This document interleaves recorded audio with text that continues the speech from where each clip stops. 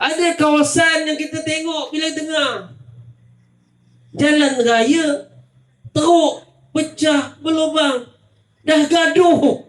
Mazli balik Pakatan Harapan gaduh dengan calon BN dekat Wangsa Puteri.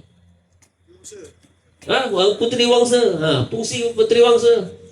Yang Mazli cakap itu jalan, kononnya jalan negeri.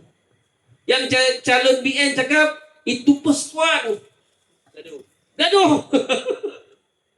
Bukan masalah jalan, masalahnya rakyat yang menyalahkan seorang daripada Pakatan Harapan, kerajaan pusat. Salahkan kerajaan negeri. Yang betulkan pula ini calon BN yang duduk dalam negeri dan juga duduk dalam pusat, betul?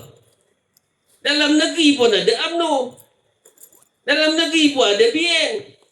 Yang dekat pusat tu pun UMNO dan BN juga, betul? Yang ini salahkan yang itu salahkan yang ini, yang mangsa rakyat. Setuju? Felda, tiba-tiba program dibatalkan, keluar rekaman. Yang menteri besar salahkan pusat.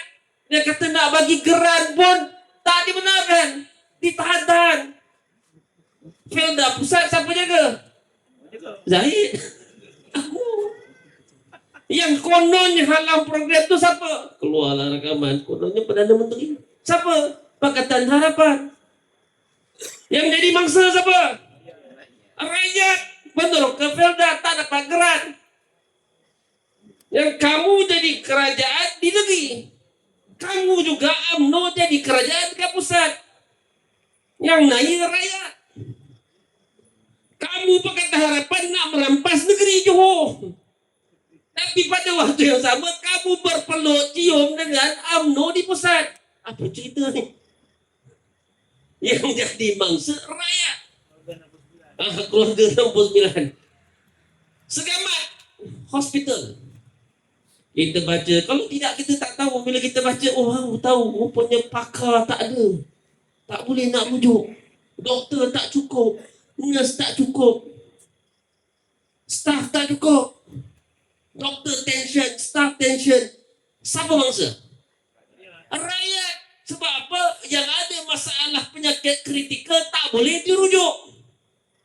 Yang nak dapat perkhidmatan kesihatan terpaksa menunggu lama. Sebab apa? Sebab doktor tak ada. Salah siapa? Memanglah hospital tu pusat, tapi kamu yang jaga negeri, yang naik rakyat negeri kamu. Takkanlah sampai teruk sangat baru kamu nak tahu ada masalah kat hospital Segamat. Gila. Inilah masalah dalam negeri Johor apabila kerajaan negerinya UMDAP.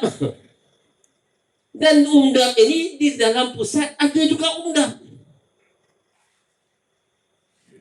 Berlawan pula dengan Pakatan Harapan yang kononnya bertanding 56 kursi nak membentuk kerajaan di negeri Johor. Sedangkan ada masalah-masalah tu kamu bersama UMNO dalam kabinet takkan tak boleh selesai.